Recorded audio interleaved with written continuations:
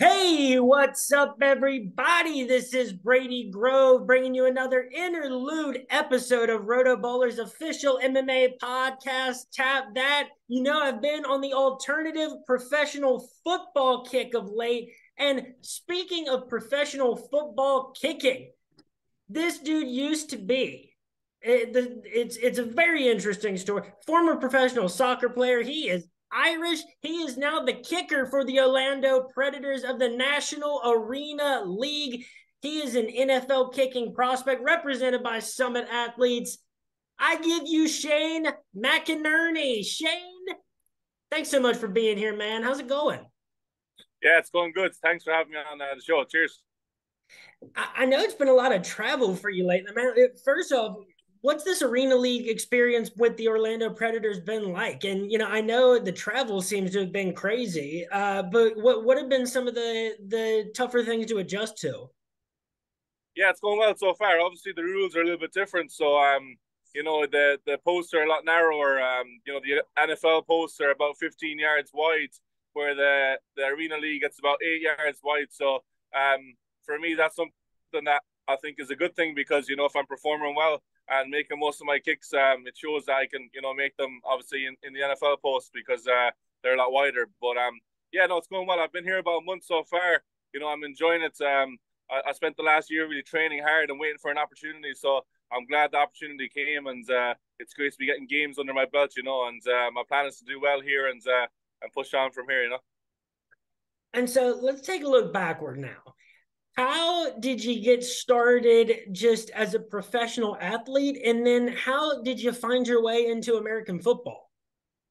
Yeah, so I was playing under 18 soccer, like when I was 18 with the Irish schools team, and then when I was 19, I had a lot of offers to come over on a soccer scholarship to play soccer in the US, and I ended up going to a college in New York for a year, a JUCO college there for a year, and I've done pretty well. And then I went to West Palm Beach, a college called Kaiser University in West Palm Beach, Florida, for 3 years then. And then I was All American on my senior year playing college soccer, and I had a few options in America and Europe to go pro, for tryouts with pro teams. And I probably went on about 7 or 8 different tryouts with teams in the US and in Europe. And I ended up signing for a team in Sweden and playing in Division 1 in Sweden over there with Linköping City for a year. And then I came back to the US and I played with Jacksonville Armada when they were professional here in Jacksonville, in Florida. And then I went to Australia in 2019, played with 2 clubs over there. Really enjoyed it. And yeah, I was in COVID when COVID hit, 2020, 2021. I was back in Ireland and just decided, I'm going to give this American football kicking a go. And I bought a ball and a stick and started practicing. And it's been a lot of progress since there. And I came back to the US with the mentality of getting a college scholarship and then going pro, and that's kind of what's happened so far. So. And so am I correct that you were a kicker in college for Peru State? Yeah, I played at Peru State, so I got offered a full scholarship to go to Peru State. Coach Crehan there, he's a really good coach. He coached in the CFL for a few years, and I believe he's coaching at a top high school here in Florida at the moment. But yeah, he's got a lot of experience in the pro game, so he offered me a scholarship to go there, and it was a no brainer for me to go and work under him and impress him. And I went there and done pretty well, so that led to me becoming an NFL draft prospect for this year. So. And right, so and the NFL draft, folks, this is happening on Thursday, so the draft starts tonight. And so with the unorthodox, resume that you have, amongst other kicking prospects in the draft, what do you think about your background sets you apart? Yeah, look, it's obviously a much different background than a lot of kickers, but I think it's very unique, and I think it's in my eyes it's a benefit to me because I've already had 4 or 5 years of professional experience under my belt, so I know what it takes to become a professional first of all, and I know what it's like to be in that professional environment. I mean, it's a little bit different than the college environment, so I think from a maturity level, it's good for me. And so, from a technical aspect, what are the biggest adjustments that you've had to make since transitioning from soccer to American football?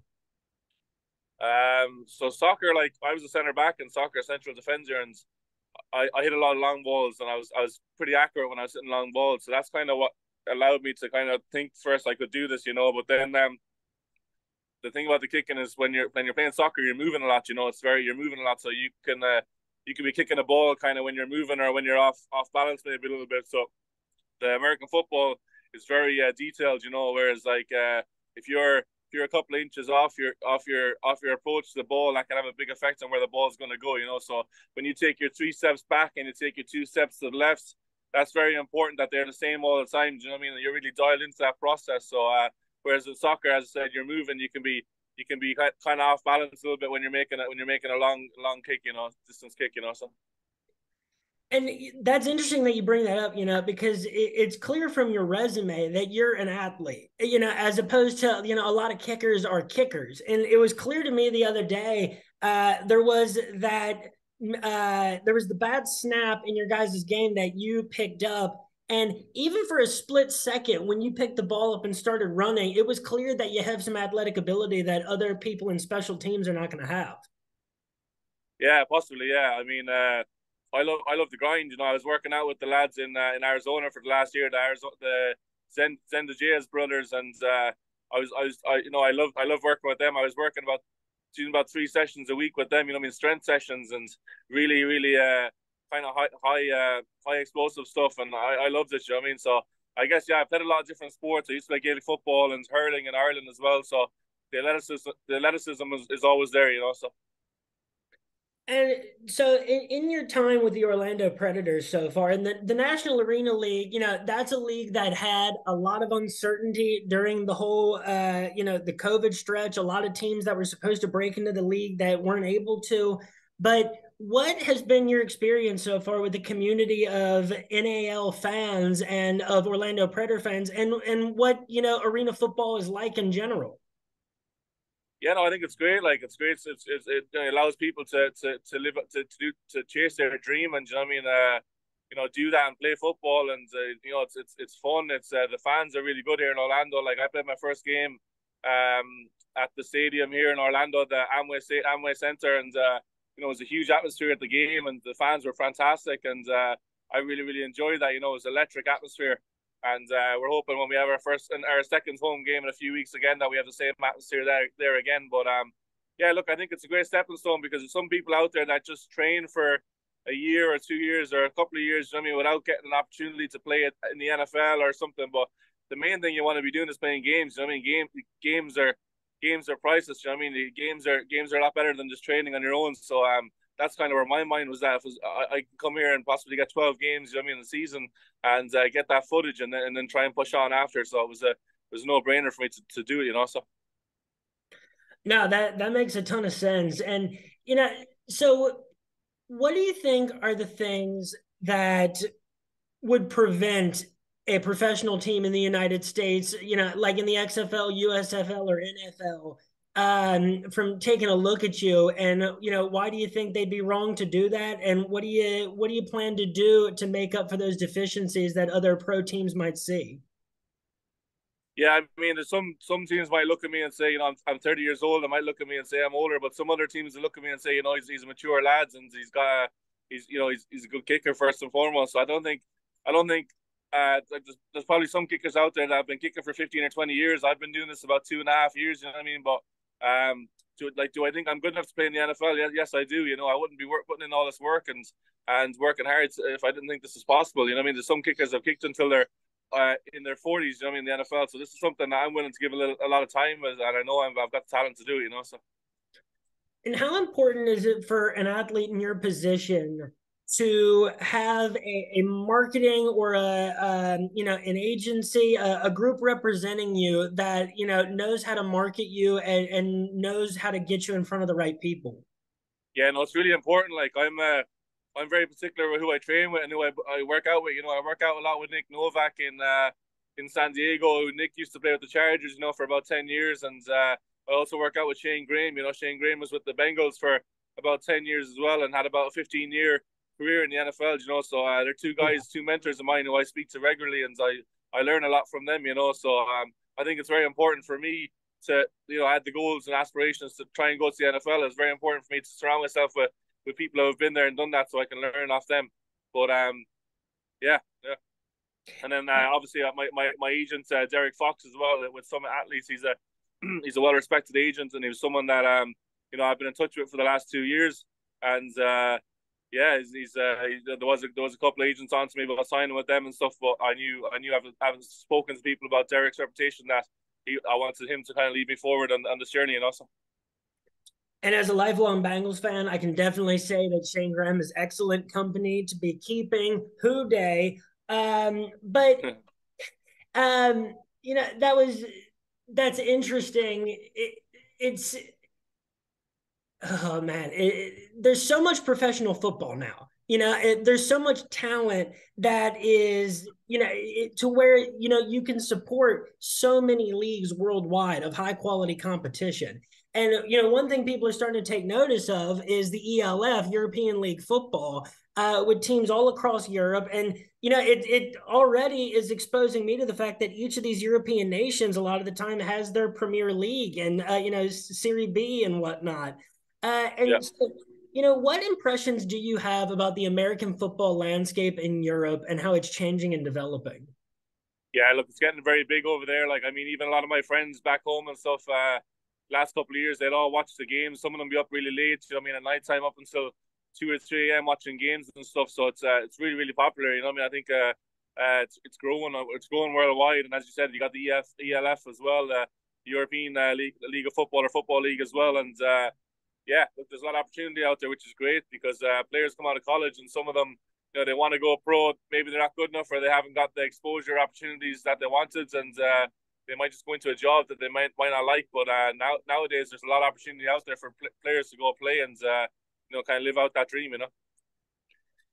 And Shane, I know that you're a Conor McGregor fan. Yeah.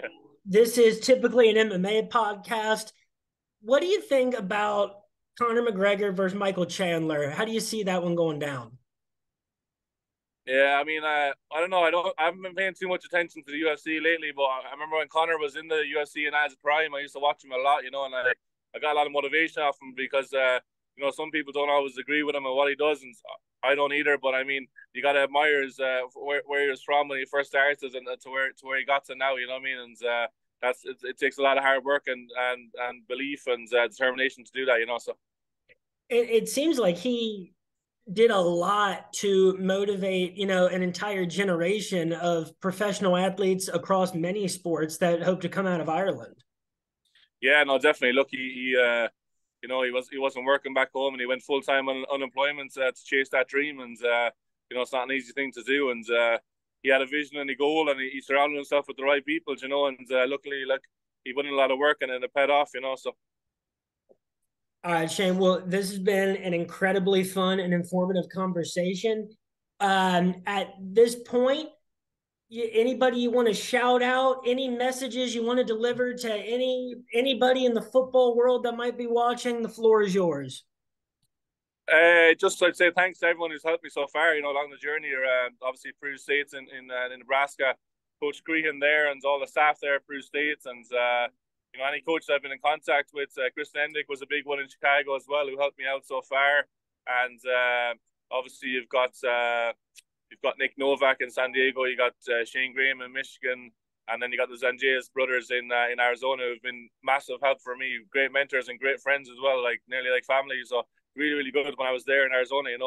They kept me motivated and focused on this journey. And obviously, thank you to Orlando Predators for giving me an opportunity to come here and play as well. And yeah, look, as I said, this journey is only getting started for me. I'm willing to put a lot of work in, and I've got a lot of aspirations and dreams to push on from here.